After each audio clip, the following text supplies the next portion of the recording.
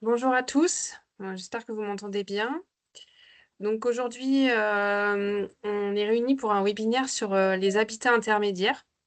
Donc en fait, le choix de ce sujet, c'était vraiment parce que le logement, ça peut être une problématique majeure et notamment l'importance du choix du lieu de vie pour les personnes en perte d'autonomie ou qui souhaitent plus vivre à leur domicile, donc des personnes âgées ou en situation de handicap. La question du lieu de vie, elle est récurrente, donc notamment pour ces publics-là. Aujourd'hui, il y a quand même 4,3 millions de ces personnes qui vivent à domicile, 60 ça fait 77 et 16 de ces personnes qui vivent en EHPAD et il y a seulement 6 de personnes, âgées ou en situation de handicap qui habitent en habitat enfin qui sont en habitat intermédiaire. Il faut quand même savoir que face aux défis démographiques à venir, donc les prévisions, c'est qu'il y aura plus de 11 millions de personnes âgées de plus de 75 ans, d'ici 2050, d'après la CNSA. Donc le conseil de la CNSA recommande la création de places de logement en habitat intermédiaire justement, pour proposer une alternative, à l'EHPAD, à l'institution ou au domicile. Donc, bien souvent, le choix du lieu de vie n'est pas forcément pensé ou discuté, avant que la situation, au domicile se dégrade et c'est parfois dans l'urgence que le choix ou le non-choix d'ailleurs se fait. Parfois, il y a aussi l'idée que le domicile, ça renvoie de la solitude. Donc il y a aussi des personnes qui souhaitent, rompre cet isolement et habiter dans des habitats, partagés pour justement vivre de manière collective. Donc, l'objectif de ce webinaire, c'est aussi de faire connaître en amont, aux personnes accompagnées l'offre existante pour lui laisser le choix, le temps aussi de réfléchir à ce qu'elles souhaitent. Donc le développement de ces habitats, ça constitue vraiment une alternative, à l'entrée en institution, soit lorsque le maintien au domicile est plus possible ou, lorsqu'il y a un souhait de vivre en collectivité. Voilà, donc ça offre ces habitats, ils offrent vraiment aux personnes un cadre de vie sécurisé, mais tout en favorisant aussi le maintien du lien social et un ancrage dans l'environnement local. Donc aujourd'hui, je suis très heureuse d'accueillir, 3 types d'habitats, différents. Donc j'accueille les maisons partagées, Alzheimer d'Allenvie, donc avec madame Marcadet et madame Tage qui vont nous présenter, les maisons d'Allenvie. Ensuite, on aura madame, Belcadra de l'accueil familial et social du conseil départemental qui nous présentera ce dispositif, encore assez méconnu. Et on accueillera monsieur Colombet, qui nous présentera l'association des Maisons de Sirènes, qui est également un habitat partagé. Donc voilà, l'objectif, c'est vraiment de découvrir différents habitats à destination de publics aussi différents, de comprendre les missions et les modalités d'accueil et voilà, découvrir, l'offre sur le territoire. Petite règle pour la visio, merci de couper vos micros et si vous voulez poser des questions, n'hésitez pas à le faire dans le chat. Voilà, on y répondra, au fil de l'eau ou à la fin de certaines interventions. Voilà, je vais laisser madame Marcadet et madame Tage, prendre le relais et nous présenter, à l'envie.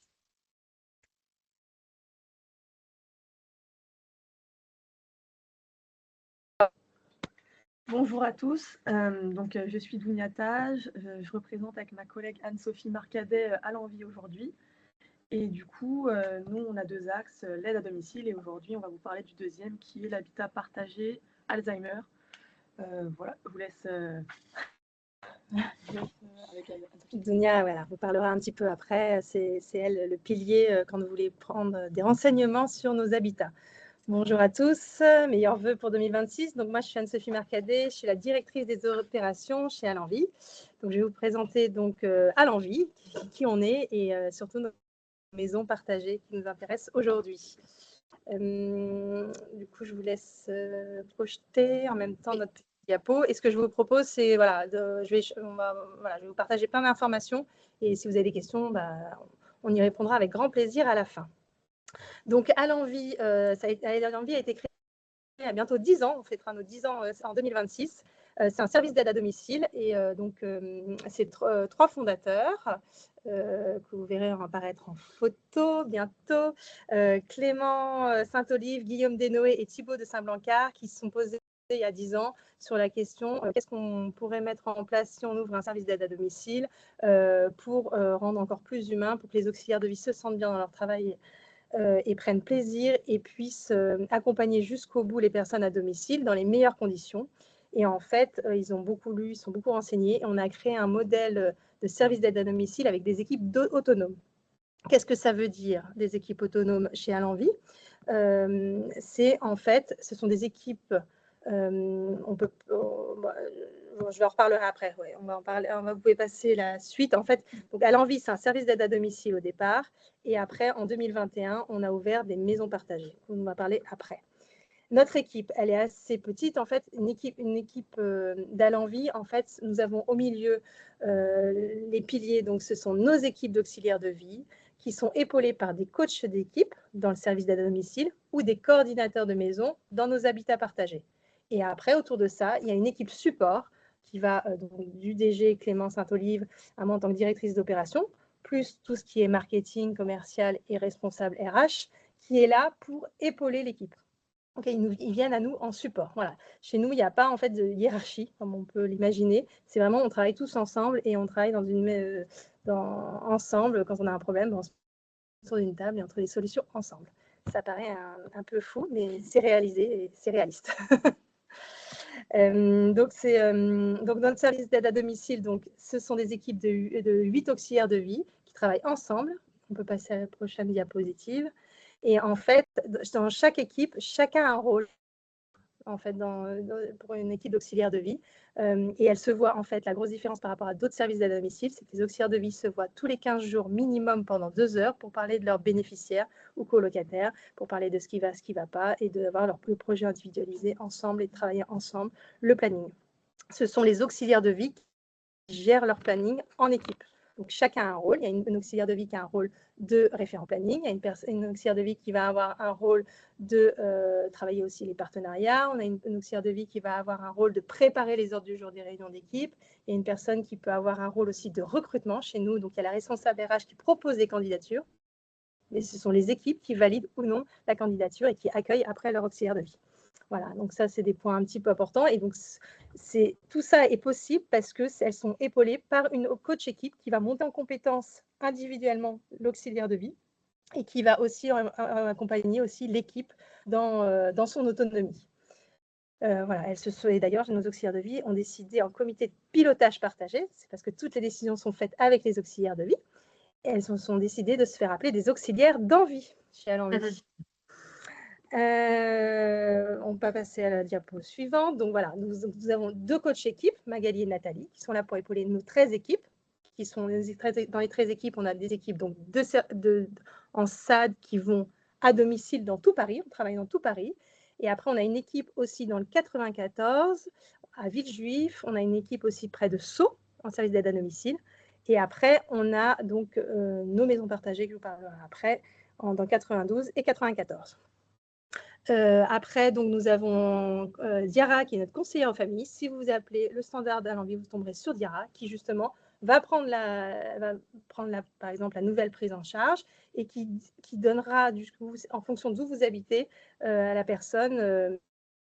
Voilà, l'équipe, chez nous, les équipes ont des noms qu'elles ont choisis. Donc, on a l'équipe des orchidées, l'équipe des roses, l'équipe des girafes. Voilà, enfin, ne soyez pas étonnés. Donc, elle dira, je vais prévenir l'équipe des girafes si, par exemple, vous êtes dans le 13e à Paris, qui va vous recontacter. Ce sont directement les auxiliaires de vie qui vous contacteront pour prendre rendez-vous et venir à votre domicile. Et pour les maisons partagées, ce sera le coordinateur ou la coordinatrice de maison. Et donc, nous avons une responsable recrutement qui s'appelle Kéline. On continue. Donc, les piliers du projet par rapport aux maisons partagées. Donc, voilà, il y a quelques années, les fondateurs se sont posé la question. On avait beaucoup de personnes qui étaient à domicile et le domicile devenait plus possible pour des raisons de sécurité.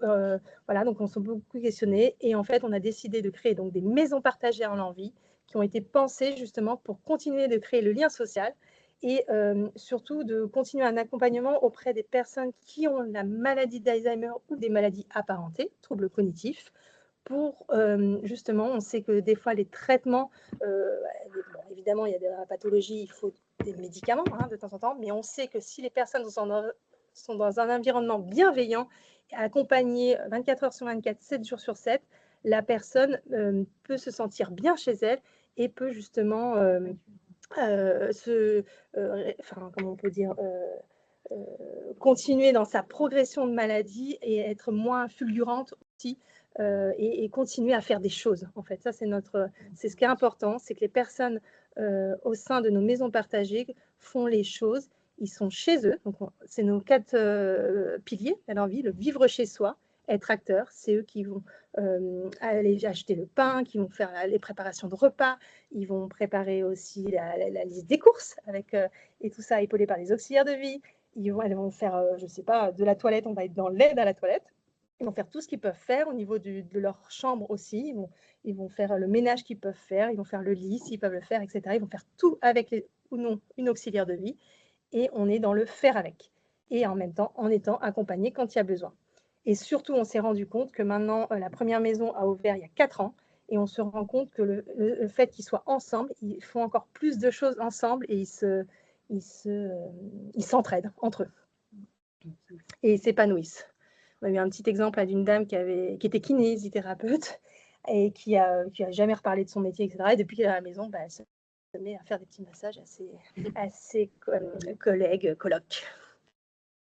On peut continuer.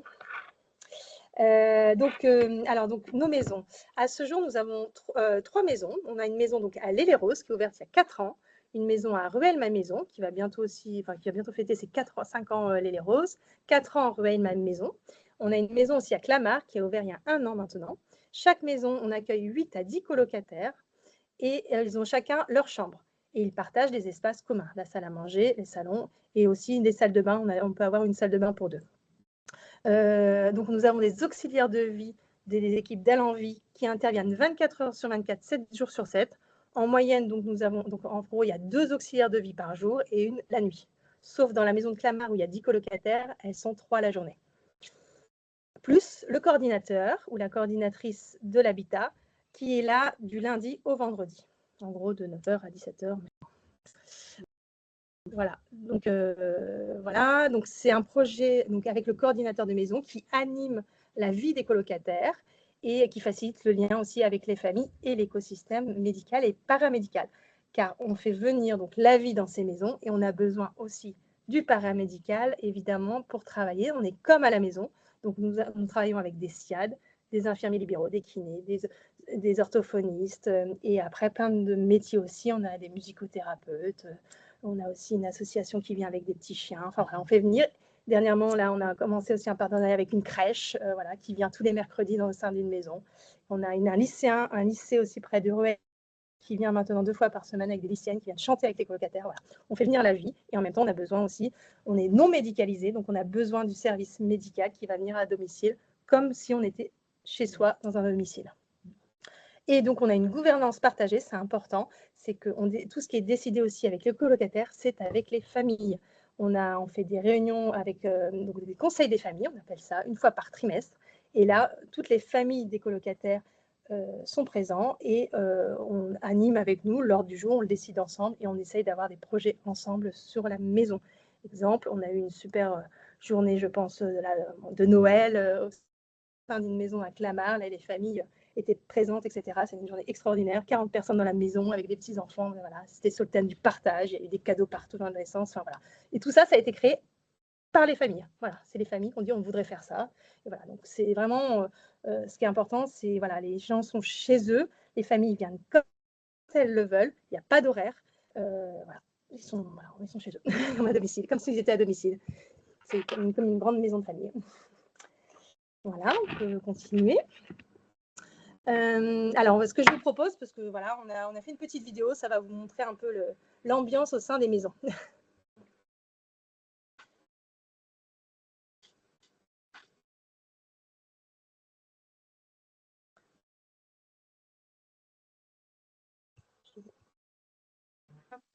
Du coup, Hop, on est en live, donc c'est ça.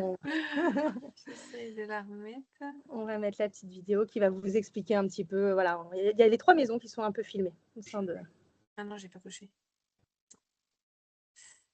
Ça va venir. Hop, je vais mettre le son, ça sera mieux.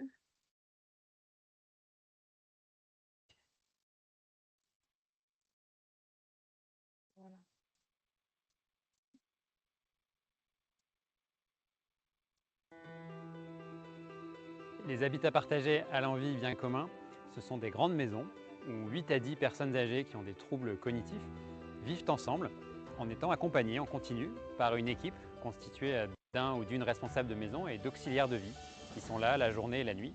On s'est rendu compte qu'il y avait vraiment un besoin pour ces nouveaux lieux de vie partagés parce que même quand on se fait accompagner à domicile, quand on est seul, eh bien, le lien social parfois il manque et on se rend compte qu'en habitant à plusieurs dans une maison, notamment quand on a des troubles cognitifs, il y a vraiment quelque chose qui s'opère. On est chez les personnes, on est à leur domicile, ils ont chacun leur chambre, on est dans leur univers avec leurs propres meubles, et on partage des pièces communes. Et ce qui est très important, c'est qu'on s'adapte au rythme de chacun dans leur univers à eux. Ma maman habitait donc seule à son domicile. C'est vrai que là, on a vraiment retrouvé un lien social et amical avec les familles, les colocataires. On peut faire des jeux l'après-midi tous ensemble, une petite sortie au parc, goûter aussi tous ensemble. Donc ça, c'est vrai qu'il y a une vraie vie sociale qui s'est créée et qui a un vrai plus. Donc la pédagogie derrière les colocataires, c'est de partir de là où ils sont, d'essayer de les valoriser déjà pour ce qu'ils savent faire et de les aider à progresser tout en n'allant pas plus vite que la musique, en s'adaptant à leur rythme. Et mon rôle en fait c'est de les aider à être en lien et ça fait partie des choses qu'on cultive au quotidien. Je me sens très bien dans cette maison. La gentillesse des gens, l'ordre, la façon dont c'est meublé, enfin, tout ça me plaît beaucoup. Je suis surtout un acharné de la lecture. Il y a plein de livres ici. J'ai de quoi lire pendant des milliers d'années. Les familles, pareil, c'est comme si elles venaient rendre visite à leurs parents dans leur maison. C'est-à-dire, ils peuvent déjeuner avec eux, dîner avec eux, même prendre le petit déjeuner. En fait, ils passent à n'importe quelle heure. Quand je viens, je passe pas que des moments avec maman, je passe aussi des moments avec ses colocataires, avec l'équipe. Enfin, moi, je viens vraiment avec envie, en fait, parce que c'est comme, oui, c'est la maison de maman, mais avec aussi comme ses amis. J'ai un peu bricolé là dans les plantes. Celle-là est très belle, je l'aime. Pendant la journée, on s'occupe d'eux, de leur hygiène de vie. On prépare les repas tous ensemble. Ils choisissent des fois les menus. Ils nous aident à faire le ménage, préparer les repas, éplucher les légumes. Mon père, on rigole. Il raconte des fois des histoires, des anciennes histoires. On fait des anniversaires ensemble, des fois des goûters ensemble. Alors là, c'est des légumes et des choses qui se mangent. Il a l'air sympathique, le dessert. On est très proches des collègues, parce que là, on est là pour bien, pour leurs moments difficiles aussi. Je sens qu'ils sont très heureux, qu'ils sont très complices entre eux. Ce qui est important pour moi et ce qui m'a vraiment soulagée, c'est qu'en fait, j'ai pu retrouver mon rôle de fille. Derrière ces habitats partagés, c'est aussi une autre vision du grand âge qu'on veut promouvoir. La perte d'autonomie, ce n'est pas forcément un fardeau, c'est aussi quelque chose qui peut, malgré les problèmes évidemment que ça engendre, eh bien, rester du domaine du projet de vie, du lien, de la joie et aussi rayonner sur un quartier, montrer que voilà, la vulnérabilité peut aussi être quelque chose de positif, peut aussi être une force et ça va bien au-delà de juste fournir une prestation d'accompagnement de la perte d'autonomie.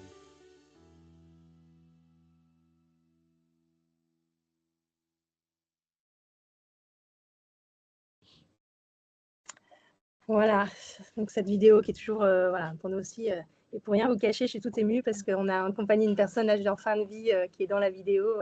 Mais c'est pour vous dire aussi voilà, qui est décédée maintenant, mais qui est décédée au sein de nos maisons aussi. Donc on peut accompagner jusqu'au bout quand c'est possible aussi la personne au sein de ses habitats, voilà, en maison, en place, comme à domicile, des services de soins palliatifs s'il le faut, etc., etc. Voilà. Et en même temps, ça peut être aussi juste comme on dit, un tremplin vers une autre structure, parce que voilà, il y a des pathologies qui peuvent évoluer avec d'autres pathologies. Donc des fois, voilà, ça peut être temporaire de 3-4 ans au sein de nos maisons quand il y a des pathologies qui évoluent ou autres. Aussi, voilà, il n'y a pas de date prédéfinie, mais on peut accompagner jusqu'au bout quand c'est possible, voilà, à domicile. On est comme à domicile. On peut continuer notre petite vidéo. Hop, on va prendre quelques minutes. Donc là, après, vous allez voir sur le PowerPoint. Donc, on va parler. Donc là, vous avez, dans cette vidéo, vous voyez la maison de Rueil et la maison de l'Hélie-Rose. Voilà, entre deux. Et donc, dans le PowerPoint, vous allez voir là la maison de l'Hélie-Rose. Là, on voit, vous avez déjà vu dans la vidéo, mais on voit que chaque chambre, en fait, elle va être personnalisée. Je vous laisse, Mathilde, mettre. Et après, voilà, on fait venir, vous verrez, il y a une petite... on fait venir, ce que je vous ai dit, déjà, on fait venir l'extérieur vraiment dans nos maisons. Et en même temps, on prévoit aussi, on fait des sorties à l'extérieur quand c'est possible. Voilà, donc là, on voit les enfants de la crèche qui sont venus, pour rien vous cacher, ils viennent toutes les semaines. On voit aussi qu'il y a une sortie à l'Aquarium de Paris. Voilà, on organise des choses. Et tout ça aussi avec les familles, quand elles veulent s'investir. On fait venir aussi, quand il y a une famille qui adore, qui vient avec sa guitare aussi, enfin voilà, chanter avec les colocs. Enfin, voilà, il n'y a pas de, voilà, tout est possible. Il suffit d'en parler et de trouver ensemble le besoin de la personne et les envies, tout simplement. Et après, à l'envie, je vous en parle aussi parce qu'on parlait des personnes âgées et on est aussi en partenariat. Maintenant, il y a des colocations qui existent aussi pour des jeunes handicapés. Donc, on est en partenariat avec Fratrie sur une maison qui est à Colombes actuellement. Donc, on a une équipe d'auxiliaires de vie qui intervient auprès de Fratrie. Fratrie, c'est 5 colocataires atteints de troubles type trisomie 21, autisme, qui sont dans une colocation avec 5 jeunes actifs. Et voilà, on a des équipes d'auxiliaires de vie qui viennent les épauler parce que souvent, ils travaillent la journée et donc pour les épauler dans tout ce qui est aide, ça peut être aide à l'hygiène, aide à la toilette, mais aussi courses, préparation repas et accompagnement extérieur quand c'est possible. Et en direct, je ne l'ai pas mis sur le PowerPoint, on vient d'ouvrir aussi un nouveau partenariat avec Handifil, qui est une nouvelle colocation dans le 16e. C'est aussi 8 colocataires handicapés qui vont vivre avec 8 jeunes actifs dans deux appartements différents dans le 16e. Et ça aussi, c'est une équipe d'auxiliaires de vie qui va accompagner cette équipe Handifil. Et là, on a un petit témoignage rapide d'une auxiliaire de vie, si on a encore le temps, sinon on arrête là. Je sais que le temps a été compté. Voilà, qui explique un peu son métier et son ressenti au sein de l'habitat partagé, de la maison de Rueil, ma maison, c'est Pauline. Qui a travaillé longtemps avant en EHPAD, pour rien vous cacher.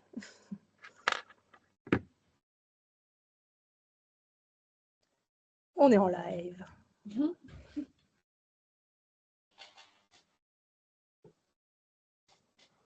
Ça arrive. Et tout ça, de toute façon, vous pouvez retrouver tout ça sur notre site internet, à l'envie. Voilà, si vous voulez partager aussi avec d'autres personnes, etc. On a pas mal de choses sur notre site internet. Et je peux déjà parler d'Ounia aussi. Après, vous donnera son mail, etc. Si vous avez des questions par la suite, autres qu'aujourd'hui.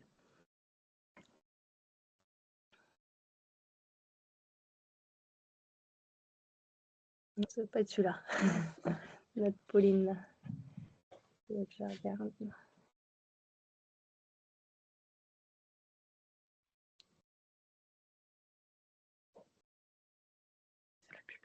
Je me chauffe au bois, je récupère mon eau. Pour nourrir ma famille, ça se passe au potager. Et quasiment tout ce que j'ai mis en place, je l'ai appris là-dedans. Je m'appelle Pauline. En fait, je suis auxiliaire de vie depuis un peu plus de 9 ans. En fait, au début, j'y croyais pas trop. Je me suis dit, non, c'est utopique. Je ne savais pas que ça existait. Et en fait, une fois sur place, je me suis rendu compte, mais en effet, ça existe. En fait, ces personnes on ne les infantilise pas ici. En fait, on les prend comme des personnes qui ont une expérience de la vie. Elles nous apprennent, on les accompagne. Il faut beaucoup de confiance. Les valoriser, les encourager, les stimuler, mais quand elles sont au plus bas, mais c'est de leur remonter le moral. Quand on sent qu'il y a de l'appréhension, on essaie de les calmer. On est beaucoup dans l'observation pour ne pas commettre d'impair. On sait exactement comment les approcher. En fait, c'est ça, ce lien-là qu'on doit créer avec elles. En fait, ici, c'est comme une famille, comme si c'était un membre de notre famille. On a un colocataire qui, lui, ne participe pas au repas, mais il est toujours à la cuisine pour grignoter à gauche, à droite. Mais ça, on le sait. On sait qu'il va traîner, on lui laissera un petit fruit, quelque chose pour qu'il grignote. C'est des petites choses et il est heureux. Le fait de se dire, la personne, comment dire, on a réussi à faire sourire la personne, on a réussi à la contenter, mais c'est une victoire, ça fait un tout petit sourire. Pour certaines personnes, vu de l'extérieur, il n'y aura rien, mais nous, on sait le combat qu'on mène. Et pour nous, c'est une grande victoire, c'est extraordinaire, c'est des petites choses, mais c'est fantastique. C'est le plus beau métier du monde. C'est le plus beau métier, on peut me proposer tous les métiers, mais celui-là... voir des personnes qui n'arrivent plus à s'exprimer. En fait, on va parler pour eux qui n'arrivent plus à tenir, on va tenir la cuillère pour eux qui n'arrivent plus à marcher, on va les aider à marcher. Et en fait, il y a rien de plus gratifiant. Pour moi, c'est la plus belle chose.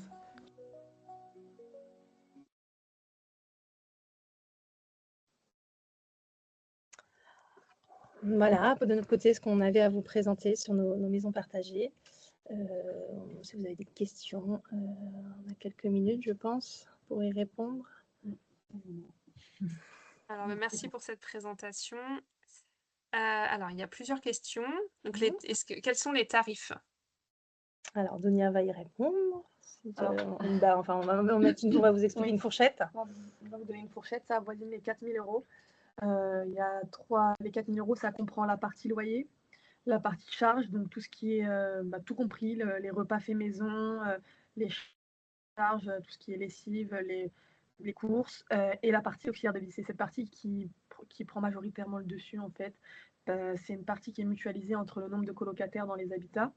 Donc pour 8 colocataires, on va diviser du coup le montant, et ça avoisine juste les auxiliaires de vie, c'est 3 000 euros environ. Donc voilà, ça fait 4 000, 100, ça dépend de la maison, 4 200, voilà, 4 200 euros. Et par contre, voilà, il y a une partie, c'est en fonction de l'APA que la personne va toucher. Voilà. Oui. Quand on vous dit 4 000 euros, c'est tout compris. Voilà. Après, la personne, si elle a de l'APA, voilà, ça va être déduit de ce montant-là. C'est le maximum. Et il y a le crédit d'impôt de 50% aussi. Voilà. Est-ce qu'il y a une possibilité d'aide sociale? La seule aide, c'est l'APA, l'allocation personnalisée à l'autonomie. Voilà, ou la PCH, aussi, pour certaines personnes. Ah oui, la PCH. Qui peuvent avoir aussi, si vous me demandez avant. La PCH, ça peut être bien plus conséquent que l'APA, du coup. D'accord. Comme aide. Est-ce qu'il y a des chambres PMR? En fait, alors, ouais, toutes les chambres, en fait, sont prévues en PMR. Après, il y a un ascenseur dans chaque maison. Oui, il y a un ascenseur dans chaque maison aussi. Et les salles de bain sont toutes adaptées PMR, les chambres aussi. Donc, oui, vous avez vu dans la vidéo, il y a un fauteuil roulant. Voilà. Tout est adapté. Et l'APL, pour revenir sur les aides, l'APL ne peut pas être prise en compte? Non. À utiliser, oui, on pensait que oui, mais non, pas d'APL. Ok. Alors, voilà, et c'est le travail pour rien vous cacher, des fondateurs là, qui justement notre but, c'est qu'on essaye de trouver des finances autres pour justement faire baisser ces budgets-là. Et un des fondateurs, justement, aussi, on va développer aussi en province, parce qu'en fait, ce qui coûte cher aussi en région parisienne, c'est le loyer, hein, c'est l'achat des maisons. Donc là, on va aussi développer des maisons dans la région de Nantes d'ici un an ou deux. Voilà. Alors, une autre question, qui prend en charge les libéraux non pris en charge par la CPAM, par exemple les ergots? Alors, on a un partenariat avec des ergots, des fois, qui sont financés, pour rien vous cacher, avec l'APA. Aussi, on a des choses comme ça qui arrivent dans la région parisienne. Sinon, après, c'est les familles. Et on a des familles, comme si j'étais à domicile, qui payent en plus. Est-ce que vous pouvez nous indiquer les critères d'entrée? Et est-ce que les couples peuvent venir ensemble? Alors, nous concernant, il y a 2 critères principaux. Le premier, ça va être quand même à l'entrée une autonomie qui est préservée. Donc, quand on dit autonomie préservée, ça concerne seulement la marche, on va dire la marche. Donc, il faut pouvoir marcher au début, enfin à l'entrée. Et la seconde, ça va être les troubles psychiatriques. Donc, il faut vraiment qu'il y ait un traitement adapté, de sorte à ce que la personne puisse vivre en collectivité et qu'elle ne soit pas dangereuse pour les autres locataires. Voilà. On demande un dossier médical qui est vu par notre équipe, étudié par notre équipe. Et après, et donc voilà, chez nous, ce sont vraiment des personnes qui ont la maladie d'Alzheimer ou troubles apparentés, troubles cognitifs. Ah, excusez-moi, il y a un micro, je ne sais pas si... Il a levé la main d'ailleurs. Oui. Alors, donc, vous accueillez les personnes en fauteuil roulant? Alors en fait, pas en première non. Oui, mais ça dans peut... l'évolution de la pathologie, peut faire que et si la personne, voilà. C'est le cas rue Malmaison. Exactement. Oui, d'accord. On a une colocataire qui n'est plus apte à marcher toute seule et on l'accompagne. Donc, oui. Si ça vient à venir, ça viendra et on s'adaptera. Bien sûr. Je reprécise qu'il y a une question, je reprécise, c'est 4 000 € oui, par mois pour tout. Oui. Pour tout compris. Voilà. On sait que c'est encore un tarif élevé et c'est notre objectif, c'est de réussir à avoir des finances. Mais quand on innove, pour l'instant, voilà. Je vais prendre encore 2 questions. Ce qui est important, c'est qu'il y a vraiment une équipe d'auxiliaires de vie, vraiment 24/24, 7 jours sur 7, et elles sont au nombre suffisant. Voilà, ça c'est important parce que elles sont 2 minimum, voire 3 quand il y a 10 colocataires par jour. Donc c'est une auxiliaire de vie pour 2-3 colocataires, voilà, on n'est pas en sous-effectif et ça c'est important pour nous parce qu'on sait que c'est des pathologies qui demandent beaucoup d'attention, beaucoup de temps. Oui, justement, pour les personnes avec la maladie d'Alzheimer, c'est sans gros troubles cognitifs au début, à l'entrée? Non, on accepte jusqu'au JIR 2. Jusqu'au JIR 2 et donc du coup, gros trouble cognitif, s'il y a un traitement adapté, elle sera apte à vivre avec les colocataires. On sait que ce ne sont pas des personnes âgées, ce sont des personnes âgées qui sont malades, donc les auxiliaires de vie elles sont formés chez nous aux troubles cognitifs. Et du coup, on sait qu'il y a des jours où il va y avoir des crises, des jours où il va y avoir des surprises, mais on est apte à gérer. Et dans la pathologie, on a beaucoup de déambulations la nuit, et ça, voilà, on fait même des activités la nuit, ça fait partie de notre façon de travailler. Ok. Vous avez des outils pour communiquer avec les personnes non verbales? Des outils, on s'équipe. Du non-verbal, mais si, on a une personne, là, voilà, c'est individuel. J'ai envie de dire, chaque outil est individuel, chaque personne est différente, donc ça va pas être un outil pour une personne. Mais oui, on a des choses. Quand on met en place, les familles aussi sont de bons conseils. D'accord. Une dernière question. L'APA et PCH, c'est sous quelle forme? Alors, c'est domicile? Oui. Ok. L'APA, c'est pour... Ouais, c'est domicile. Ils sont à domicile, ils sont chez eux. Ils payent un loyer, en fait. C'est comme c'est leur maison, un appartement. Un bail de colocation. Ok. Merci beaucoup pour votre intervention. Du coup, je vais laisser Madame Belkadra, donc, qui gère l'accueil social et familial. Alors, du coup, il y a un écho, Madame. Oui, c'est Madame Fatia qui va. Madame Belkadra on va présenter. Donner le mail. On va juste vous donner le mail de Dounia ou de moi si vous avez besoin. Donc c'est Dounia ou Anne-Sophie @alenvi.io. Voilà, comme ça. Et puis sinon vous sur internet. On va le noter dans le chat. Super, merci. Merci beaucoup à tous. Merci. Du coup, Madame Belkadra, je ne sais pas si on vous entend mieux ou s'il y a toujours l'écho. Bonjour, vous m'entendez? Oui, alors on vous entend, mais il y a un écho derrière, je ne sais pas. Ah bon? Là, c'est mieux. Ah. C'est mieux. J'ai rien touché en tout cas.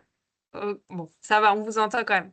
Juste pour présenter un petit peu, voilà, l'accueil social et familial, c'est une offre qui n'est pas encore très développée sur le territoire. Donc l'objectif, c'est vraiment de faire connaître ce métier et de pouvoir aussi le relayer auprès de votre environnement. Donc je vais laisser Madame Belkadra présenter l'accueil familial et social du département. Vous allez mettre le PP? Oui, je vous le mets tout de suite.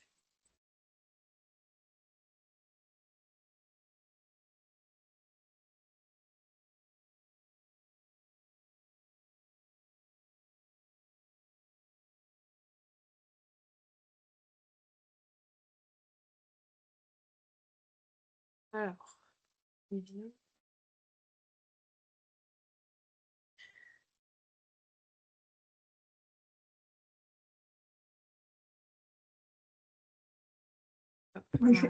Excusez-moi. Je vais meubler en disant qu'effectivement... Oui, allez-y. C'est vrai que ça couine, je ne sais pas si ce n'est pas mon ordinateur portable. Oui, je vais meubler en disant qu'effectivement, l'accueil familial, c'est un dispositif qui est pas très connu d'une façon générale, hein. Ça fonctionne beaucoup de bouche à oreille. Ah ben, le voilà. Ah, j'ai mis Voilà, 2025, ben voilà, bien évidemment. c'est pas grave. Oui, je vous ai fait un petit historique en disant que l'accueil familial, en fait, elle trouve ses racines en Belgique, et de la Belgique, en fait, c'est arrivé en France. Euh, Pendant très longtemps, c'était l'accueil familial sauvage, hein, et ça a été légiféré en 1989. Euh, voilà. Après, il y a eu plusieurs réformes entre 1989 et jusqu'à 2016, hein, euh, avec la loi ASV. Mais c'est plutôt... voilà, on va avancer. Donc l'accueil familial, donc c'est un dispositif qui permet à des particuliers d'accueillir à leur domicile des adultes en situation de handicap et des personnes âgées. Mais ces particuliers ne doivent pas avoir de lien de parenté jusqu'au quatrième degré de génération, c'est-à-dire arrière-grands-parents, des oncles, des neveux. Et, euh, et l'AFS est réglementé par le Code de l'action sociale et des familles depuis, comme je vous l'ai dit, depuis 89. Donc pour exercer, alors on reste sur le Val-de-Marne. En fait, l'accueil familial est rattaché au département, à chaque département. Donc, pour exercer l'activité d'accueillant familial, il faut bénéficier d'un agrément qui est délivré par le président du conseil départemental. Euh, le rôle du département est donc de délivrer l'agrément, assurer le suivi, le contrôle et la formation des accueillants familiaux. Donc, ça veut dire qu'ils ne recrutent pas les accueillants familiaux. Donc, on reviendra là-dessus plus tard. Mais donc, il délivre l'agrément, il assure le suivi, le contrôle et la formation initiale et continue. Donc, comme je l'ai dit, depuis 2016, dans le cadre de la loi SV, ils se sont rappelés que l'accueil familial existait. Donc, on a enfin bénéficié d'un référentiel d'agrément et de formation qui n'existait pas auparavant. Donc, le référentiel d'agrément, en fait, il nous permet surtout c'est surtout un bon outil pour les mises en demeure et pour les retraits d'agrément. Parce qu'effectivement, quand un particulier demande un agrément, on se fie à ce qu'il nous dit, hein, et c'est seulement dans la pratique qu'on se rend compte de ses capacités réelles. Bon, après, bien sûr, il y a quand même des éléments, enfin, des alertes quand même qui nous font dire qu'il ne faut pas délivrer un agrément, mais quelquefois on peut se tromper. Et c'est lors de la pratique qu'on se rend compte que des personnes ne sont pas du tout adaptées pour accueillir des adultes et des personnes âgées, des adultes en situation de handicap. Voilà. Donc un particulier qui vit sur le Val-de-Marne, donc on reste sur le Val-de-Marne, peut être agréé, mais aussi un couple. Un couple peut solliciter un agrément. L'agrément, donc il y a toute une procédure d'agrément. L'agrément, il y a le particulier que sollicite le département. Ensuite, je vais dire parce que c'est moi qui m'occupe de ça, je reçois la personne. Donc, il y a déjà un premier entretien. Ensuite, je lui remets un dossier d'agrément. Donc, le dossier d'agrément, pareil, hein, c'est depuis 2025 simplement. On a enfin un agrément national, CERFA. Et donc, la personne doit donc nous renvoyer ce dossier d'agrément en recommandé. Et à la suite de ça, on fait des visites à domicile. Donc, la visite à domicile permet de poursuivre le premier entretien et de vérifier les conditions d'accueil. Pour obtenir un agrément, il faut avoir une chambre de minimum 9 mètres carrés Et s'ils ont une chambre de minimum 16 mètres carrés, on peut considérer qu'ils peuvent accueillir un couple, voire deux sœurs, deux frères, enfin voilà. Ensuite, donc il y a une commission qui n'est pas obligatoire, hein, mais nous on l'a instaurée avec des personnes extérieures, avec des personnalités extérieures, et donc voilà, je présente la situation et, euh, et puis voilà, à partir de là, l'agrément, la personne obtient son agrément pour 5 ans, qui est renouvelable. Elle peut accueillir jusqu'à 3 personnes en fonction de ses conditions d'accueil. Et en fonction de son souhait, elle peut demander de l'accueil permanent ou du temporaire. Voilà. Donc, en tout cas, une personne peut être accueillie en permanent, en temporaire, à temps complet, à temps partiel, de jour, de nuit, de façon séquentielle. Alors après, si un accueillant a un agrément pour une personne, forcément, elle va surtout chercher à avoir du permanent. Donc c'est un peu compliqué, des fois, pour faire du temporaire ou du séquentiel. L'agrément vaut habilitation à l'aide sociale. En fait, l'agrément, ça veut dire qu'une personne qui est accueillie peut... on va passer, je reviendrai plus loin. Donc l'agrément qui est pour 5 ans, et donc ça peut être renouvelé. Donc les aptitudes, ça c'est un peu les grands points importants du référentiel. C'est d'avoir des capacités et des qualités personnelles pour accueillir un PAPH, d'assurer leur bien-être, d'avoir de capacités de communication et dialogue, parce que bon, des fois on peut être sollicité par des particuliers qui ne maîtrisent pas du tout la langue française, donc ça peut être un peu compliqué pour un accueil. Et puis on évalue le projet de la personne en lien avec la composition familiale.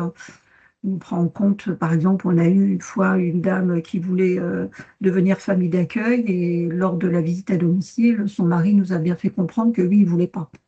Donc voilà, donc c'était pas un projet réfléchi. Donc voilà, donc il faut qu'on prenne en compte quand même l'ensemble des personnes vivant au domicile. Pareil,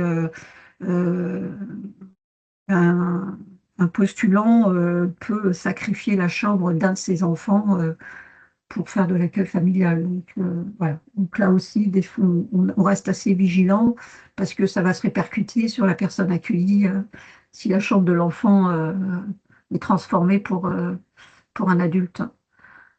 On évalue donc les conditions d'accueil, donc matériel, donc la chambre, et puis aussi l'environnement, voir si c'est adapté, s'il n'y a pas des escaliers qui peuvent être dangereux. Voilà. Bon, c'est un peu plus large l'évaluation, mais globalement, on tourne un peu sur la motivation et les conditions d'accueil. Donc ça, après, c'est les obligations de l'accueillant. Effectivement, l'accueillant s'engage à respecter le référentiel d'agrément, à accepter le suivi médico-social, on reviendra là-dessus, mais elle ne peut pas refuser que des professionnels viennent au domicile rencontrer l'accueillant pour vérifier si les conditions d'accueil sont bonnes. Et puis c'est aussi discuter avec l'accueillant familial, c'est aussi un soutien pour l'accueillant familial. Il s'engage aussi à suivre une formation initiale et continue. Donc la formation initiale, c'est 54 heures. 12 heures ont lieu juste après l'agrément et le solde des 24 heures restants dans les 12, bref, 52 mois. Bon, bref. Et le solde, c'est dans les 2 ans qui suivent l'agrément. De toute façon, nous, sur notre département, on a instauré des formations, on a instauré 3 choses, des groupes d'analyse de pratique. Alors, la formation initiale, c'est moi qui fais les 12 heures. Le solde des 48 heures, voilà. Les 48 heures restantes, c'est on travaille, on a la chance dans notre département d'avoir un centre de formation destinés au personnel du département. Et donc, ils permettent des thématiques destinées aux travailleurs sociaux du département peuvent correspondre aux accueillants familiaux, par exemple sur le vieillissement, sur le handicap, etc. Donc, elles bénéficient de ces formations-là, de ces thématiques. Et elles ont la formation premier secours. Mais je crois que j'en parle plus loin peut-être de ça, je ne sais plus. Bon, de toute façon, je suis là-dessus, je continue. Elles ont une formation premier secours. Et ensuite, nous, on a ajouté à ça des groupes d'analyse de pratique, hein, tous les 2 mois et demi à peu près. Ce sont des groupes d'une dizaine de personnes. On fait ce qu'on appelle, ce que j'ai appelé un peu le café des accueillants. En fait, c'est autour d'une thématique choisie. Alors, il y a eu l'autisme, l'handicap mental, qu'est-ce qu'on a eu, qu'est-ce que accueillir, enfin voilà, des thématiques qui tournent autour du profil des personnes qu'elles sont susceptibles d'accueillir, et puis aussi sur leur métier d'accueillante. Et là, récemment, j'ai mis en place avec une artiste peintre des ateliers peinture pour elle, seule ou avec leur accueilli, parce qu'il y a des accueillis qui sont mobiles. Hein, c'est pas, on verra après un peu le profil qu'on a en général en accueil familial. Donc voilà, c'était un moment pour elle, pour un peu, parce que c'est quand même l'accueil familial, c'est quand même 24 heures sur 24. En général, 365 jours par an, parce que quand elles partent en vacances, elles partent avec leur accueilli. Et, donc voilà, donc c'est un temps de répit. On a démarré ça au mois de novembre et ça leur plaît énormément. Voilà, donc on va poursuivre. Voilà, voilà. On va passer à... donc l'accueil familial, ça s'adresse à des personnes avec des personnes âgées, des adultes en situation de handicap. Pour les personnes en situation de handicap, il ne faut pas qu'ils aient une orientation masse, considérant que ça relève beaucoup plus du soin. Alors curieusement, ils n'ont pas fait la même chose pour les personnes âgées, parce qu'il y a des personnes âgées qui sont quand même assez dépendantes, et non. Donc voilà, donc on a eu, parce qu'on a très peu de personnes âgées, on reviendra là-dessus, mais les personnes âgées qu'on a eues, elles sont restées au domicile jusqu'à la fin de leur vie, quoi. Bon, elles sont décédées à l'hôpital, mais enfin elles sont restées jusqu'au bout. Voilà, pour le profil des personnes qui peuvent être accueillies. Donc, l'accueil familial, comme les accueillants familiaux, comme je vous ai dit, elles ne sont pas, enfin, parce qu'il y a aussi des hommes, ils ne sont pas agréés par le département, enfin, ils ne sont pas salariés par le département, c'est un contrat de gré à gré. Donc, il y a un contrat national qui est établi entre l'accueillant et l'accueilli. Donc, le contrat, il y a une partie sur l'identité de l'accueillant et l'accueilli. Il y a toute une partie sur les obligations de l'accueillant et de l'accueilli. Et ensuite, il y a la partie rémunération. Dans la rémunération, il y a le salaire de base qui comprend le SMIC, la valeur du SMIC, les indemnités de situation particulière en fonction du degré d'autonomie de la personne. Et ensuite, s'ajoute à ça, il y a l'entretien et le loyer. Voilà. Donc, le contrat, ce n'est pas un contrat de travail, hein, c'est un contrat d'accueil, comme ça qu'il est présenté. Donc, les accueillants familiaux, elles cotisent à leur retraite, elles cotisent à la Sécu, enfin à tout, sauf à Pôle emploi. Donc, le problème, c'est que le jour où la personne accueillie quitte le domicile, elles ne peuvent pas bénéficier du chômage, de Pôle emploi. La formation, donc, je vous en ai parlé, hein, c'est dans les 12 heures, il y a toute la partie des cadres juridiques, leur rôle, le contrat d'accueil, le projet personnalisé aussi, c'est important. on définit un mois après l'arrivée de la personne un projet personnalisé qui permet un peu d'orienter aussi l'accueillant familial sur ce qu'il a à faire. Et puis, ça permet aussi à la personne accueillie de définir un peu ses souhaits, ce qu'elle désire. Voilà. Donc, l'accueil familial est habilité au titre de l'aide sociale à l'enfance, de l'aide sociale à l'hébergement. Alors, c'est le domicile de secours, bien évidemment, qui intervient. Donc, ça veut dire qu'un Val-de-Marnais peut aller vivre dans une famille d'accueil sur n'importe quel département en métropole et outre-mer, parce qu'il y a beaucoup de familles, enfin, à l'île de la Réunion, il y a énormément de familles d'accueil, mais c'est très culturel.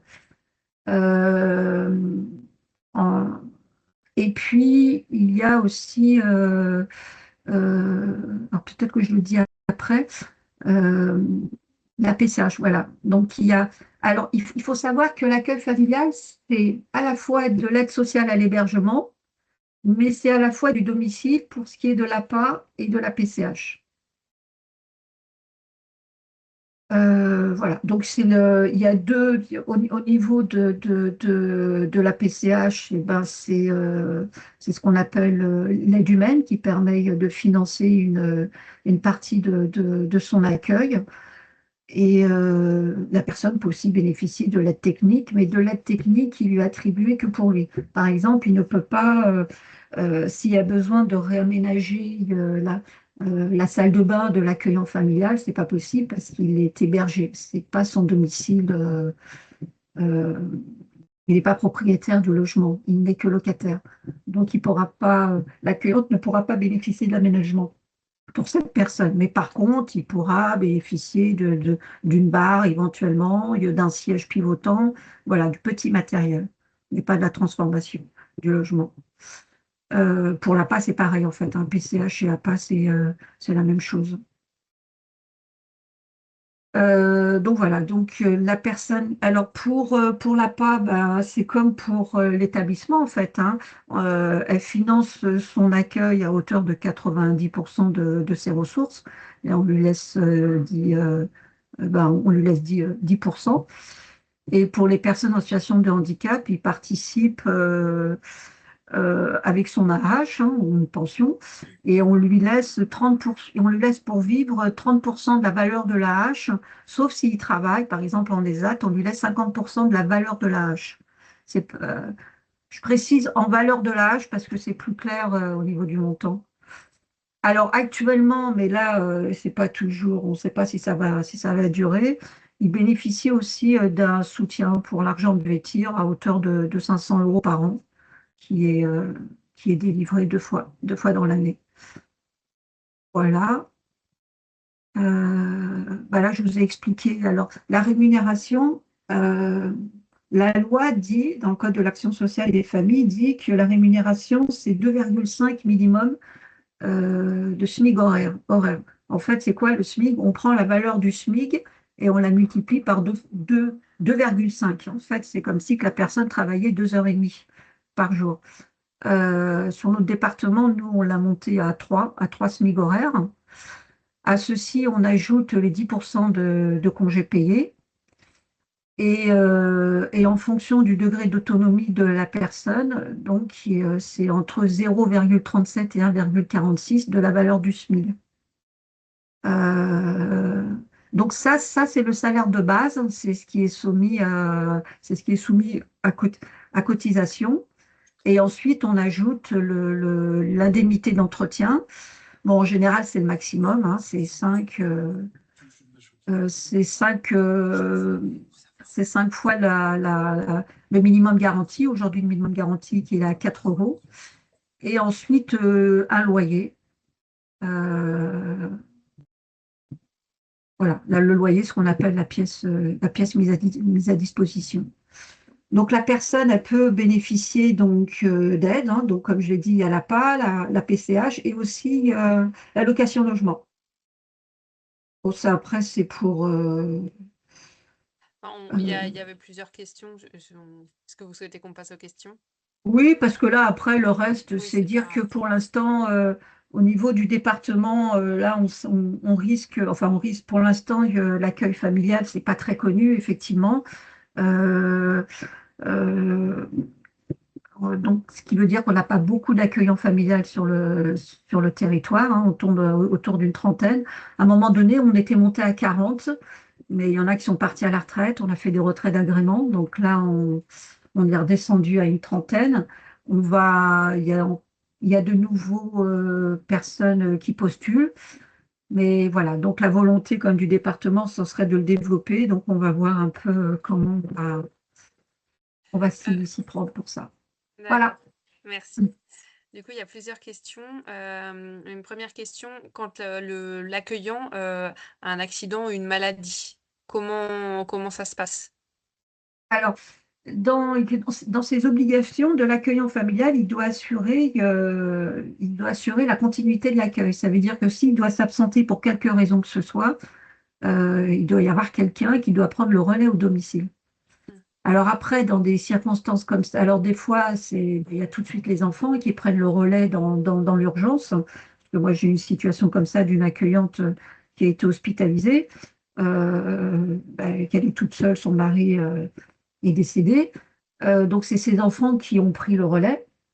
Mais voilà, là, c'est bien quand il y a des relais, mais voilà, on ne s'est pas retrouvé à des situations catastrophiques. Mais après, on essaye ou de trouver qu'une autre famille d'accueil ou une place en établissement. Ouais. Est-ce qu'il y a des places en accueil temporaire ou c'est rare? C'est rare, hein, c'est rare. Après, si c'est en période d'été et qu'un accueillant n'a personne, et qu'il accepterait de faire un relais, enfin, de l'accueil temporaire. Mais comme j'ai dit, les accueillants, ils préféreraient du permanent. Mais après, il faut tenter, hein, parce que si une accueillante n'a personne, elle peut, en attendant, faire un accueil temporaire. Mm. Oui. Est-ce que vous avez un ordre d'idée du délai d'admission? Si elle Le a beaucoup problème, de vie, c'est que c'est au fil de l'eau, en fait, l'accueil familial, puisque comme on n'en a pas, dès qu'on a une place disponible et que je suis sollicitée ou que j'ai été sollicitée dans le passé, quelque temps avant, je rappelle la personne pour dire, voilà, j'ai une famille de disponibles, est-ce que vous êtes toujours en recherche? Voilà, je peux pas, en fait, je peux pas trop mettre de personnes en liste d'attente parce qu'on ne sait pas, en fait, le flux des demandes que nous avons. En tout cas, là, à l'heure d'aujourd'hui, il y a les familles, elles sont complètes, sauf une euh, qui va être agréée, enfin, qui a été agréée, qui va faire sa formation. Donc là, aujourd'hui, j'aurai une place de disponible, par exemple. Et est-ce que ça peut être des patients avec des troubles psy? Alors, stabilisé, oui, on a des personnes en accueil familial stabilisé, oui. Mm. Une autre question, qui est-ce qui se charge du suivi médico-social des personnes, enfin, des accueillis? Alors d'aujourd'hui, on a délégué le suivi à deux associations sur le territoire. C'est la Fondation des Amis de l'Atelier et l'Apogéie. C'est eux qui assurent le suivi au domicile des personnes. Pour ce qui est de l'accueil des personnes âgées, comme il y en a très peu, c'est moi qui assure le suivi. Et est-ce que c'est possible de faire intervenir un SAD pour la personne? Un service d'aide à domicile? Oui, Non, oui. parce que non. Alors attendez, un SIAD, oui, mais un SAD, non. Voilà. Ok. Parce que l'accueillant est censé s'occuper de la personne accueillie. Donc, un SAD ne peut pas intervenir, c'est pas possible. Mais une infirmière à domicile, oui. Non. Il y a une dernière question. Est-ce que les accueillants peuvent être eux-mêmes chargés de famille avec des enfants? Ça veut Enfin, dire, avec des enfants, avec leurs enfants, j'imagine. oui, Propres il y a des enfants. il y a des familles d'accueil qui ont des enfants, non, complètement. Oui, oui, c'est pas incompatible, hein. Non, non, non, c'est pas incompatible. Après, il faut voir le profil de la personne accueillie, hein, parce que si la personne accueillie va demander beaucoup d'attention et qu'elle a des enfants en bas âge, alors ça risque d'être un peu compliqué. Oui, c'est sûr. Donc c'est là après c'est là où c'est mon rôle un peu d'évaluer entre l'offre et la demande. Mm. Très bien, bah, merci. Pour l'instant, il n'y a pas d'autres questions. Donc, merci beaucoup pour cet éclairage sur l'accueil social et familial. En tout cas, donc moi je dis, hein, si vous entendez des particuliers qui souhaitent devenir accueillants familial, enfin, qui connaissent pas ce métier, mais euh, voilà, parce qu'il y en a qui connaissent pas du tout, qui font de l'aide à domicile et qui ont envie de plutôt, parce qu'il y en a beaucoup, hein, quand elles vont au domicile des personnes et après elles découvrent par hasard l'accueil familial, considérant qu'elles ont de l'expérience, et ben elles deviennent famille d'accueil. Enfin bon, voilà. Donc, on cherche des familles d'accueil. On fera passer le message. Ouais. Merci beaucoup, Madame Belkadra. Du coup, je vais laisser la parole à Monsieur Colombet, donc le directeur des maisons de Simon de Sirène à Rungis. Alors, normalement, il nous a rejoint. Je ne sais pas si vous m'entendez, Monsieur Colombet. Oui, je vous vois. Il y a juste votre micro qui est coupé. Voilà. C'est mieux. Merci. Du coup, je vous laisse présenter l'association Simon de Sirène. Tout à fait. Alors, c'est vous qui affichez ma présentation? Je peux. Voilà, bah c'est mieux. peut-être mieux qu'il y ait un visuel. Combien de minutes sont souhaitables pour la présentation? Il vous reste 25 minutes. D'accord, avec les questions. Oui, avec les questions. Bien, eh bien, bonjour à toutes et à tous. Donc, je vous parle depuis Rungis. Donc, c'est la partie ouest du département, dans une communauté donc, dont je vais vous raconter un petit peu les principes fondateurs et le fonctionnement en tant qu'habitat partagé inclusif, accueillant donc des personnes adultes cérébro-lésées qui cohabitent avec des validas. Voilà. Et donc moi-même, je suis directeur de cette structure qui est associative, qui fait partie d'une fédération. Je vais expliquer ça. J'en suis le directeur depuis 18 mois maintenant. Voilà, si vous pouvez passer à là, la photo qui est prise, c'est la communauté avec familles, bénévoles et salariés et habitants qui a été prise au mois de septembre 2024. Alors, si vous pouvez passer à la première diapo. Voilà, donc Simon de Sirène, en fait, c'est une intuition qui part de plusieurs personnages, de plusieurs expériences de vie. Je vais prendre la première image, celle du centre, qui vous dit quelque chose, puisqu'il s'agit du film Intouchable, avec François Cluzet, qui incarne celui qui, dans la vraie vie, a eu un accident de parapente, Philippe Pozzo du Borgo.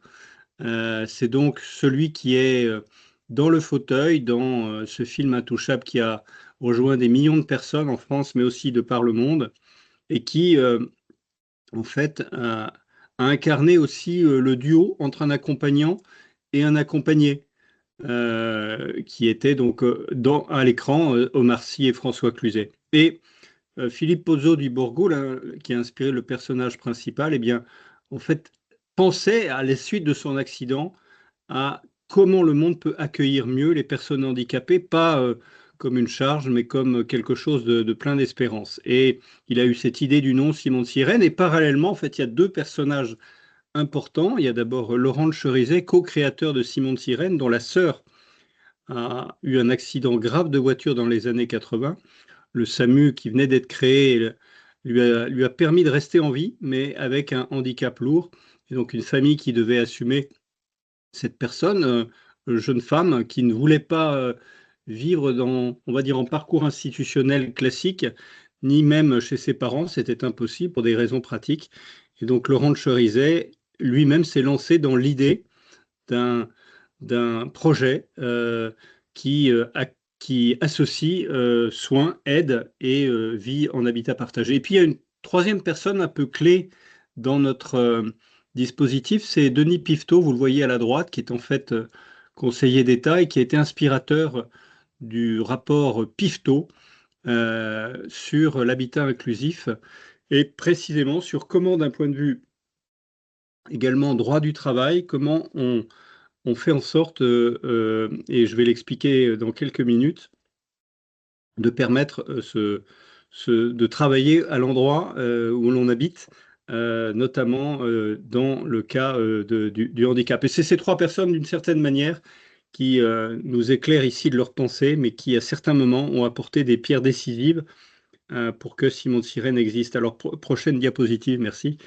Donc, vous voyez, c'est à la fois l'intuition de groupes loisirs et progrès qui sont plutôt des accueils de jour, basés sur le compagnonnage. On a envie de passer du temps ensemble. C'est pas forcément déjà de l'habitat, mais c'est en tout cas du vivre ensemble, des activités de jour, on va dire des GEM aujourd'hui. On appelle ça, nous, typiquement du compagnonnage autour du groupe Loisirs et Progrès. Et puis Laurent de Cherizet, parce que sa sœur est concernée, et puis parce que sa famille s'agit du sujet, est inspirée quelque part par l'habitat partagé vécu avec les personnes trisomiques, notamment, mais pas que, dans les communautés de l'Arche développées déjà depuis longtemps. Et sur ce modèle, il ouvre un premier habitat partagé à Vanves en 2009, avec des maisons. Et il y en a 5 aujourd'hui, comme à Rungis. Alors, l'idée de base, et je ne vais pas vous lire les 3 paragraphes, mais c'est de créer une réponse innovante fondée sur la relation à l'autre, avec des maisons à taille humaine au cœur des villes, où vivent ensemble des personnes handicapées et valides qui co-construisent leurs projets communs. Alors tous les mots sont assez importants là-dedans. Maison à taille humaine, l'idée effectivement c'est de concevoir les bâtiments, c'est le cas à Rungis, autour d'une salle commune où les repas sont pris et cette salle commune qui correspond à 6 personnes en situation de handicap, plus 6 professionnels, et puis quelques personnes qui peuvent se rajouter, ça peut être les proches ou des volontaires service civique. Vous voyez, une grande table de 12 personnes avec une salle commune qui est vraiment le centre de la maison autour duquel s'organisent 12 studios permettant de loger 6 bénéficiaires et 6 accompagnants. Certains accompagnants, on le verra, habitants pour autant à l'extérieur. C'est la question de la taille humaine, hyper importante pour le projet. La deuxième dimension, c'est d'être plutôt au cœur des villes. Ça tombe bien, le Val-de-Marne est assez dense, plutôt qu'à la campagne. Il y a certaines communautés de l'Arche qui sont à la campagne, mais on pense que dans l'intuition, n'être pas trop loin des services publics, n'être pas trop loin des lieux de socialisation est important, en tout cas pour une personne qui a eu un traumatisme crânien, qui a eu un AVC ou qui a un infirme moteur cérébral de naissance. Il y a des besoins de socialisation importants et la communauté ne suffit pas. Voilà, c'est ça l'inspiration.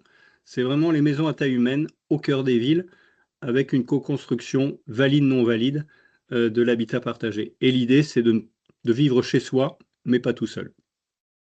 Diapositive. Voilà, alors le nom de Sirène est lié à notre ancrage chrétien.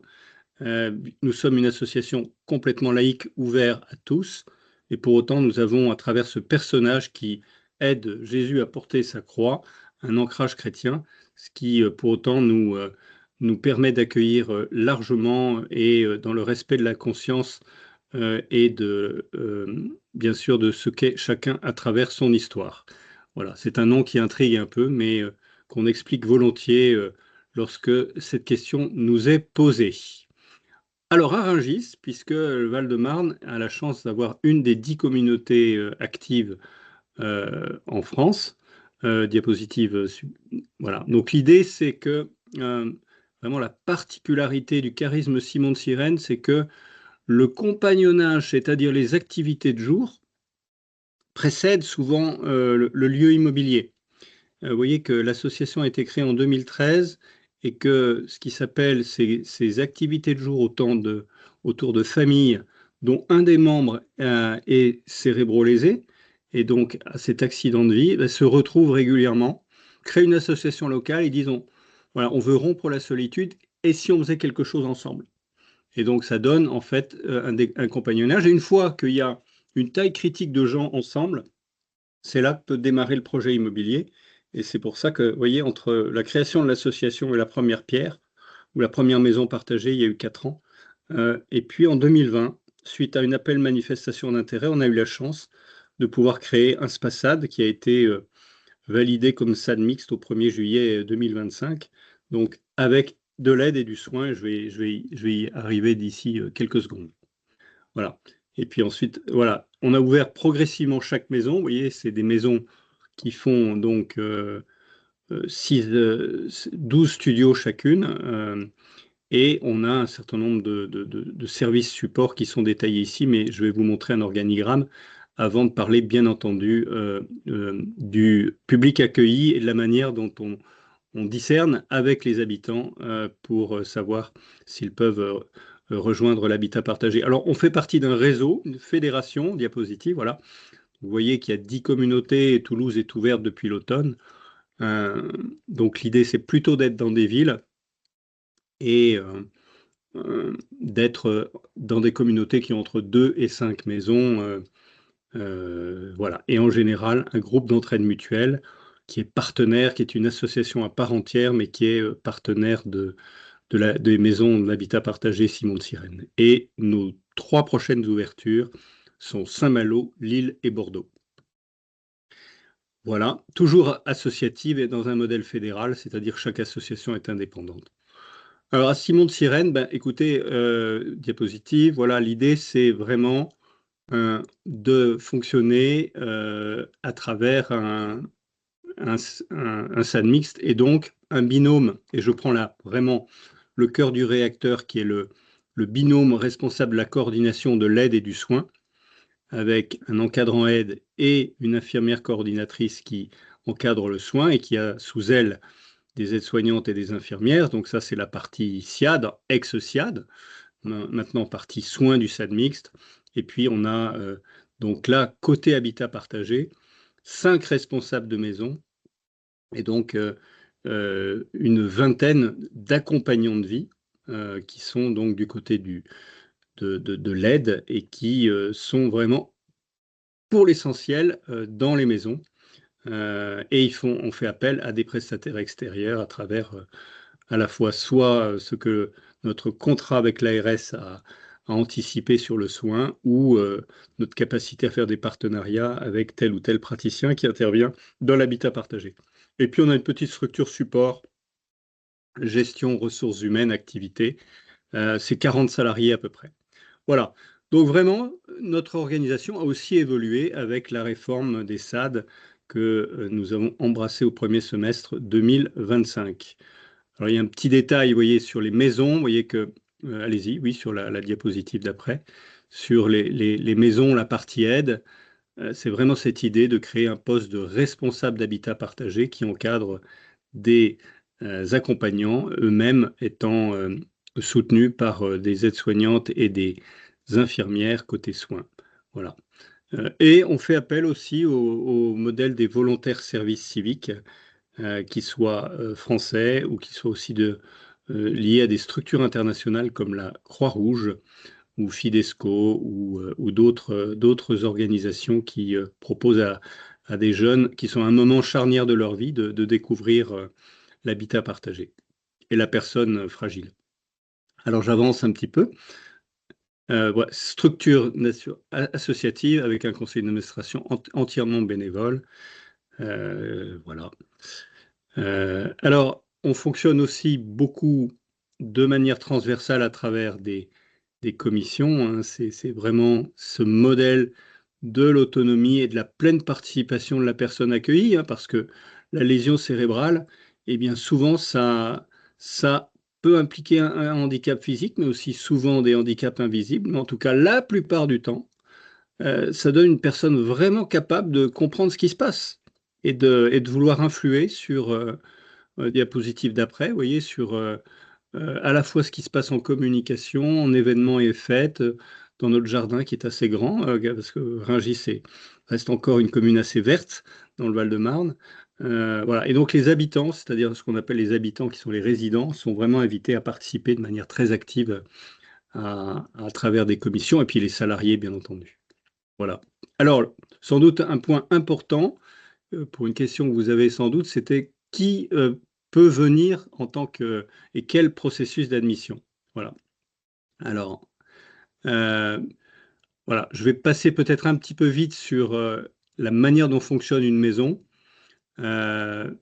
Mais l'idée vraiment, c'est la dimension familiale avec les responsabilités partagées par chacun et une ouverture vers l'extérieur. C'est ça qu'il faut retenir. On a une diversité d'âge, puisqu'il y a une maison qui est juste au-dessus de moi, où la plus jeune a 22 ans et l'aîné a 65 ans. Et vous allez avoir une diversité de profils aussi par rapport au handicap qui est assez fort. Et puis une diversité de profils des accompagnants, hein, parce que voilà, on a besoin de diplômes, mais aussi on a besoin de parcours de vie qui nous donnent souvent des accompagnants de profils extrêmement variés. Voilà. Alors j'avance pour respecter l'horaire. Prochaine diapositive. Voilà. On n'est pas un établissement techniquement, hein, on est vraiment un SADMIX, service d'autonomie à domicile, mais on se veut communauté au sens où il y a 2 lieux de vie communautaires, à la fois le GEM qui est partenaire, les Colibris à Rungis et les maisons partagées.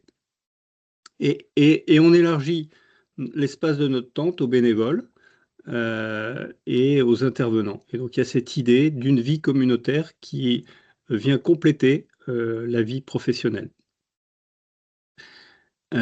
Et pour un salarié qui s'engage, il y a ces 3 dimensions. Hein. Il n'y a pas que le travail à faire, il y a aussi, vous voyez, préparer les repas avec les habitants en situation de handicap et puis les partager. Là, on a une grande salle communautaire où on réunit les différentes maisons à certains moments de l'année. Voilà. C'est ça qui fait un peu la particularité. Je vous propose d'aller sur les diapositives qui concernent, allez-y. Bon, ça, ce sont nos valeurs. Allez-y, dérouler, c'est un petit peu illustratif. Ce qui me paraît important, c'est de pouvoir parler du processus d'admission. Voilà, parce que c'est bien l'esprit donc du DAC de mettre en lien et de faire connaître un peu les missions et les offres de services des structures et des SAD. Donc, nous, on s'adresse vraiment clairement aux personnes majeures atteintes d'une lésion cérébrale acquise au cours de la vie, qui entraîne une déficience motrice depuis la naissance, avec ou sans troubles associés, hein, qui peuvent être des troubles psychiques, comportementaux et physiques. Mais ce qu'on arrive à faire, nous, c'est d'accueillir quelqu'un lorsque ces troubles sont stabilisés et compatibles avec un habitat partagé. C'est-à-dire que, voilà, on veille après l'AVC ou le traumatisme crânien que ce soit écoulé suffisamment d'années pour que on a nos limites dans notre capacité d'accueil, hein, même si on a des limites qualitatives, pas quantitatives, dans notre capacité à accompagner quelqu'un.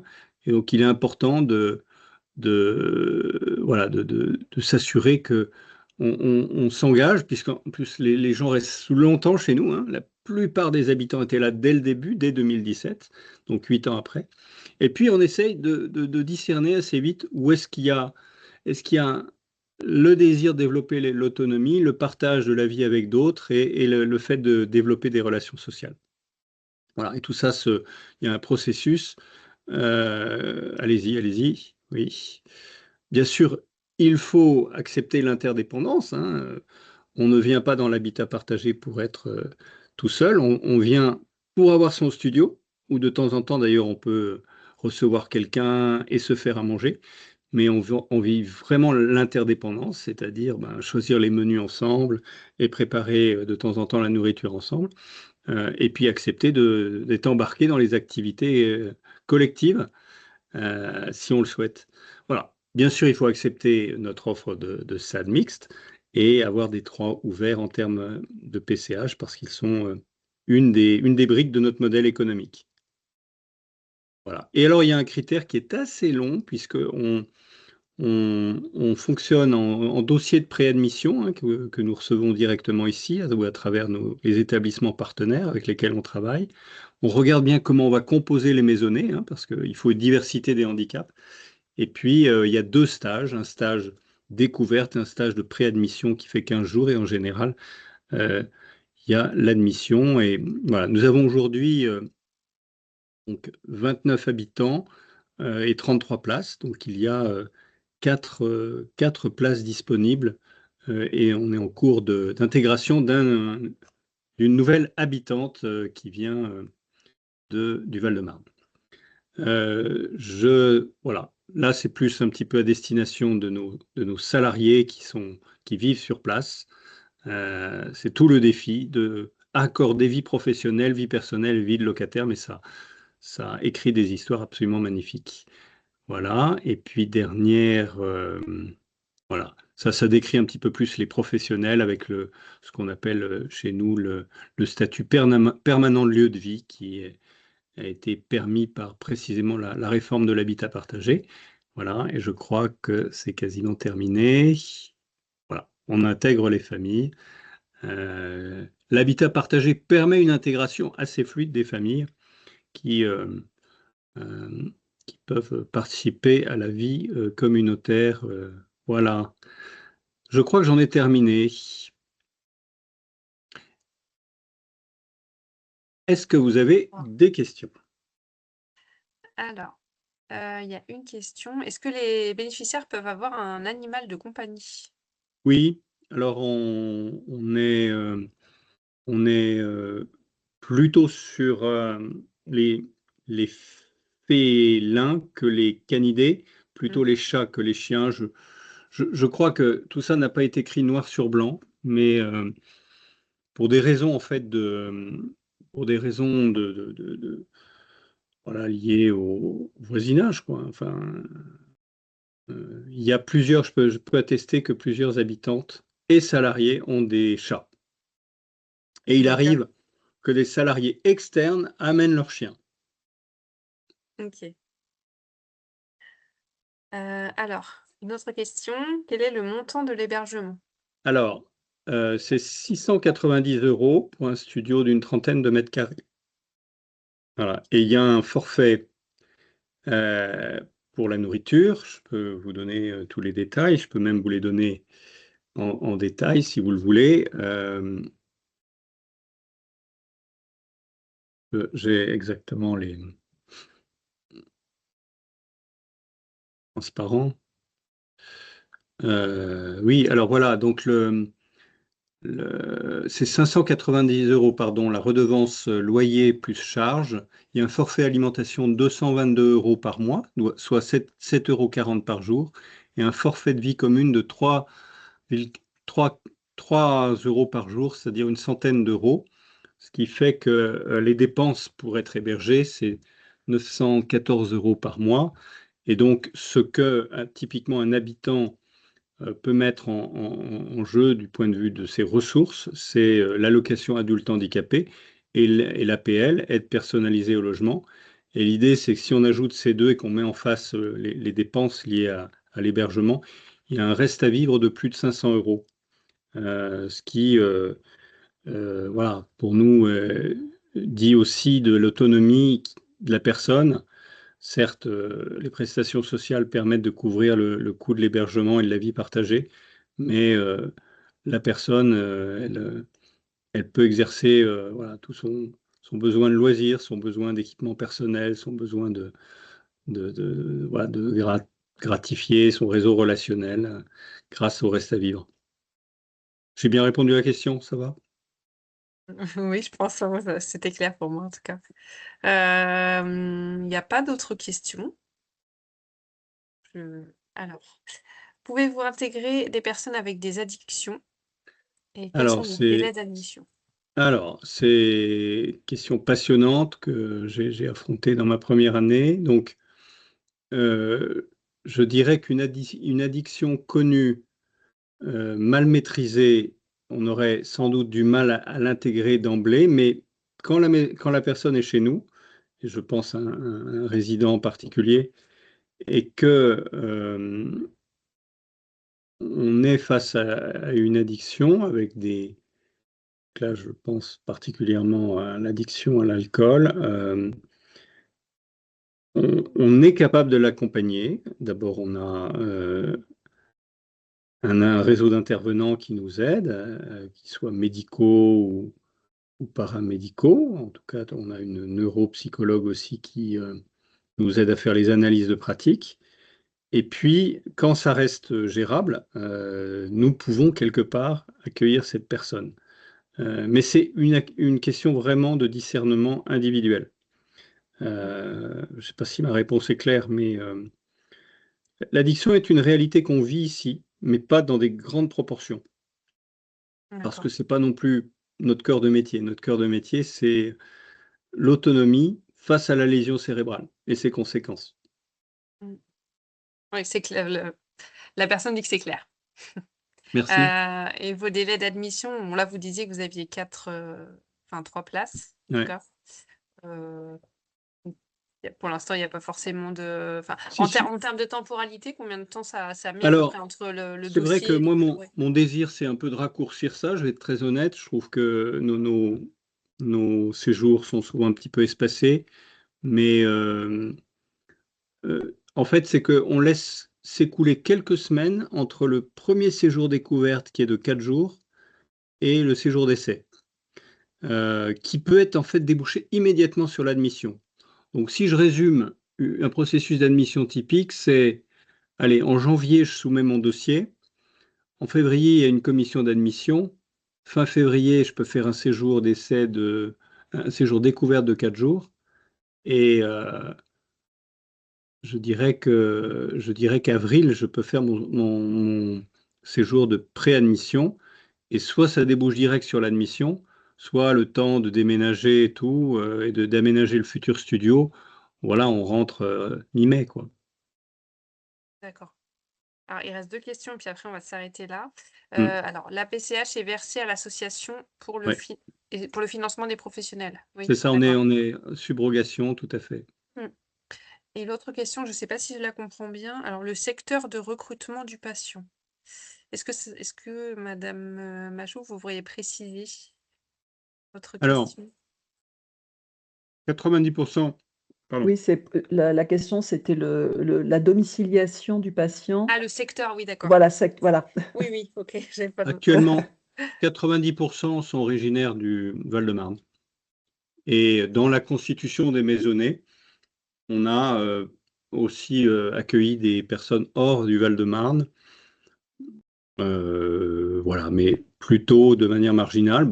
Voilà, c'est un petit peu aussi être dans l'esprit du... Mais c'est possible, vous voyez, la prochaine personne vient d'un département voisin. La prochaine personne qui va être accueillie vient d'un département voisin. D'accord. Très bien. Alors, il n'y a pas d'autres questions. Je vous remercie beaucoup, Monsieur Colombet, pour cette présentation des maisons de Sirène, de Simon de Sirène, des maisons de Simon de Sirène. Merci à tous les professionnels qui ont participé au webinaire et aux intervenants. Du coup, le webinaire, il sera retransmis en vidéo. Donc, vous pourrez retrouver le replay sur notre site Maillage 94. Le prochain webinaire, il aura lieu le 10 février et il portera sur les ressources existantes pour faire face à des situations de personnes en souffrance psychique. Donc, on recevra le CAPSI, l'UNAFAM et un SAMSA de la PSI qui ouvre là très prochainement. Voilà, merci à tous pour votre participation et bonne journée. Merci, au revoir. Au revoir.